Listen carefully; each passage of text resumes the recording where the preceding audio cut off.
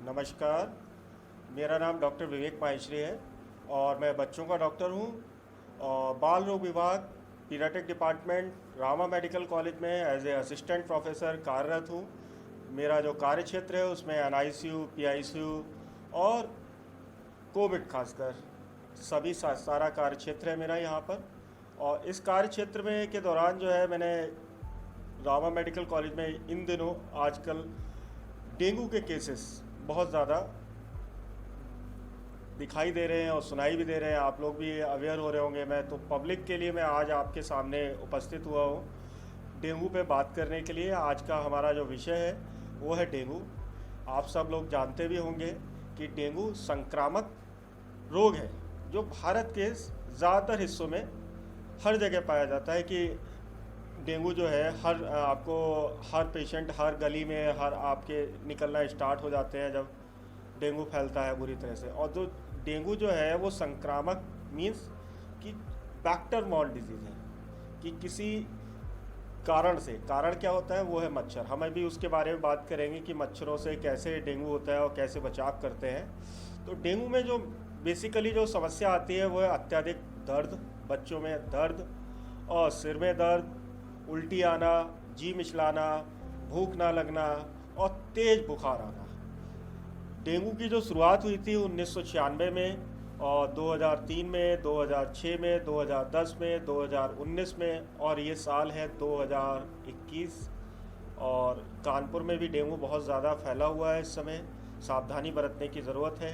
Dengue एक विषाणु कीटाणु एक वायरस से होता है और इस वायरस के 4 टाइप होते हैं, टाइप 1, टाइप 2, टाइप 3, टाइप 4। ये समय का ये एक हमारे संज्ञान का एक विषय है कि इस साल कौन सा टाइप फैला है कौन सा नहीं फैला है। लेकिन लोगों को जो पता होना चाहिए कि डेंगू एक मच्छर से फैलता है और कोई छूत की बीमारी नहीं है, ना ही हवा से फैलता है।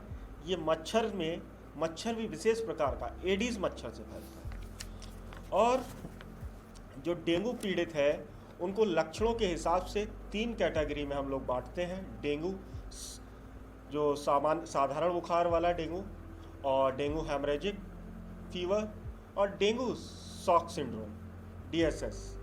तो 3 कैटेगरी में हम बांटते हैं। जब मच्छर किसी व्यक्ति को, किसी बच्चे को काटता है तो लक्षण 3 से 5 दिन के अंदर दिखाई देना स्टार्ट हो जाते हैं और तीनों के अलग अलग लक्षण हैं। थोड़े से बस अंतर है। तीनों में बुखार आता है, बुखार बहुत तेज़ आता है। बुखार ठंडी देकर आएगा, तेज़ ठंड के कारण अचानक बुखार आने लगेगा। सिर मांसपेशियों में दर्द बताएगा। बच्चा तो दर्द बता नहीं पाएगा, बच्चा सिर्फ रोएगा, रोना चालू करेगा। और PICU में मैं खासकर देखता हूँ कि PICU में हमारे पास में डेंगू के पेशेंट बढ़ते चले जा रहे हैं। आँखों के पिछले हिस्से में दर्द बताएगा बच्चा, अत्यधिक कमजोरी, भूख ना लगना, मुंह का स्वाद नहीं आएगा, जी मिचलाना, इस तरह की समस्याएं बच्चों में आने लगेंगी। ये साधारण क्लासिकल डेंगू के सिम्टम है। और इन लक्षणों पे आने पर डॉक्टर से आपको कंसल्ट करना चाहिए। अचानक से तेज़ बुखार आना और भूख लगना और उल्टी करना, पेट में दर्द होना, इन लक्षणों के आधार पर तुरंत डॉक्टर से संपर्क करना चाहिए। हमारे रामा मेडिकल कॉलेज में इमरजेंसी में, OPD में किसी भी वक्त आके आप परामर्श ले सकते हैं। इसके अलावा जो खतरनाक डेंगू है, डेंगू में मृत्यु तो नहीं होती, लेकिन हाँ इतना बच्चा पीड़ित हो जाता है, बहुत ज़्यादा पीड़ित, कि जिसमें मृत्यु की भी संभावना बनी रहती है। जिसमें खासकर रक्तस्राव में जो होने वाला जो डेंगू है, डेंगू हेमरेजिक फीवर जिसे बोलते हैं हम लोग, नाक से खून आना, मसूड़े से खून आना, और ये खून अगर दिमाग में अगर बह जाए तो बच्चा बेहोश हो सकता है। ऐसी कंडीशन में उससे पहले ही जब तेज़ बुखार आ रहा है तब डॉक्टर से सलाह लेना बहुत ज़रूरी है।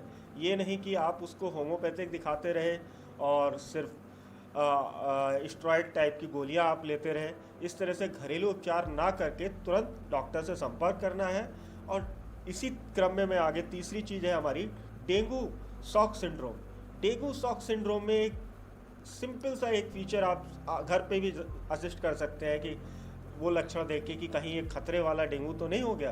खतरे वाला मतलब कि हाथ पैर ठंडे पड़ने लगेंगे बच्चे का हाथ और त्वचा ठंडी महसूस होगी, नाड़ी, अगर आप पल्स छुएंगे नाड़ी हल्की हो जाएगी और बहुत तेज़ी से चलेगी। और अगर कहीं ब्लड प्रेशर नापने की सुविधा है तो ब्लड प्रेशर आप नापाएंगे तो नापने पर ब्लड प्रेशर बहुत ही कम निकलता है। That is the dengue shock syndrome. और ये बहुत ही खतरनाक कंडीशन है। उस वक्त बच्चे को डायरेक्ट आईसीयू में लेने की ज़रूरत पड़ जाती है।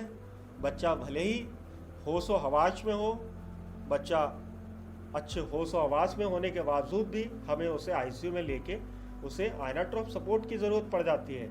और इसके और जो खतरनाक डेंगू वार्निंग साइन जो है, जो खतरनाक लक्षण है कि जिन पे आपको तुरंत एक्शन में, तुरंत हरकत में आना है, सारे काम छोड़कर हमारे पास में आना है, वो है तेज पेट में दर्द, बराबर उल्टी आना, दवा देने के बाद भी उल्टी का ना रुकना, और तेज तेज सांस लेना, बच्चे का तेज सांस लेना, मसूड़े से खून आना, नाक से खून आना, मुंह से खून आना, बेचैनी होना, और हाथ पैरों में दर्द, और कम खाना पीना। बच्चे खासकर निर्जलीकरण का, पानी की कमी के शिकार हो जाते हैं डेंगू में।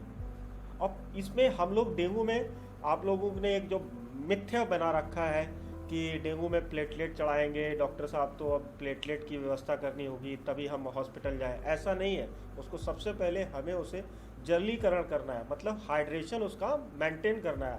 हाइड्रेशन मेंटेन करने के लिए हम सबसे पहले उसको फ्लूइड देकर ही मैनेज करते हैं।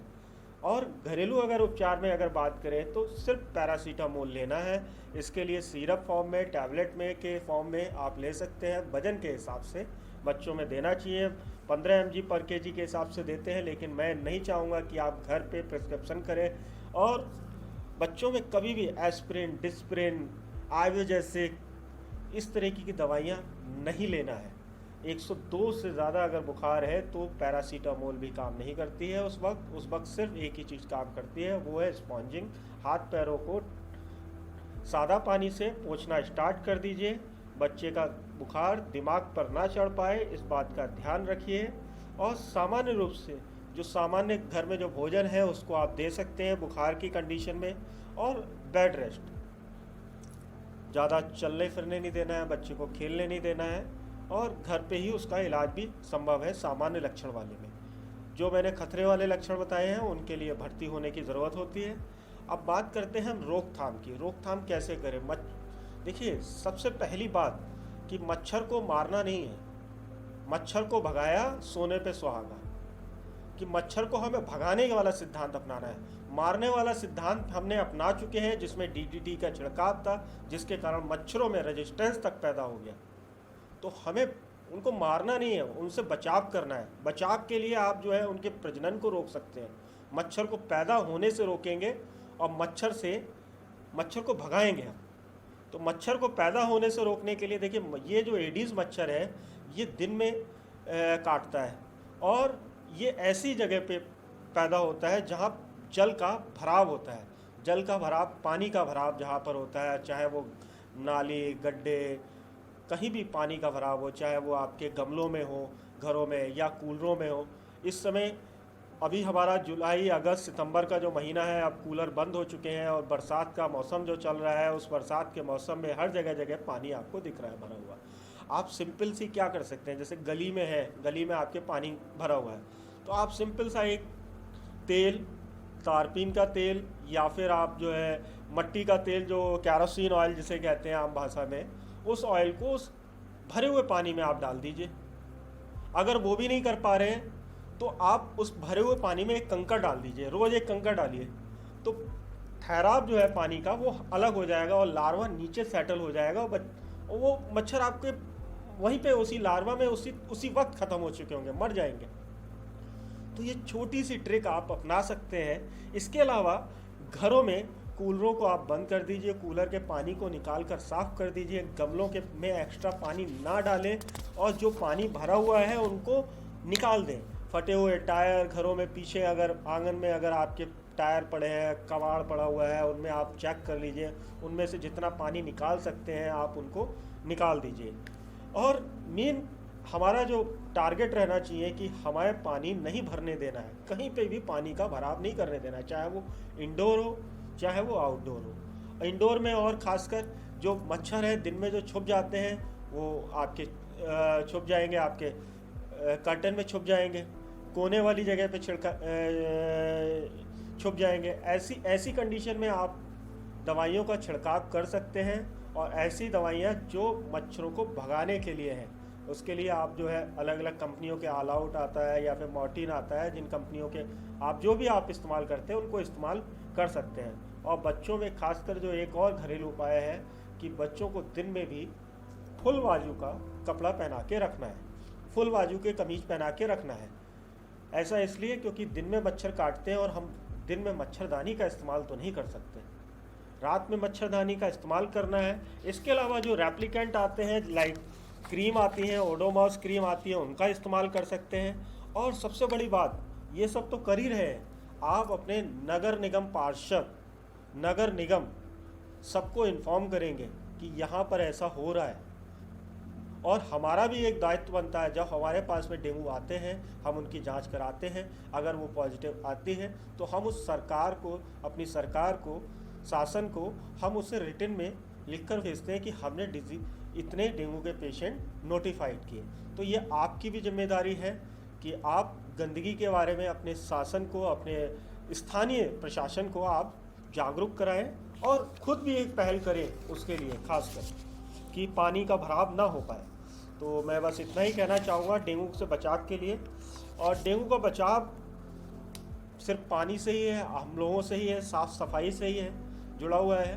तो आप मुझसे ज़्यादा हो सकता है कि साफ़ सफाई में ज़्यादा जानते हो, आप मुझसे अच्छे साफ़ रहते हो, लेकिन आपको बचना है तो डेंगू से बचना है। डेंगू से बचने के लिए आपको मच्छरों से दूर रहना है। मच्छरों से दूर रहने का एक ही मूल मंत्र है कि मच्छर को भगाया तो सोने पे सुहागा, जो आप रेडियो में भी आजकल सुन रहे होंगे। धन्यवाद।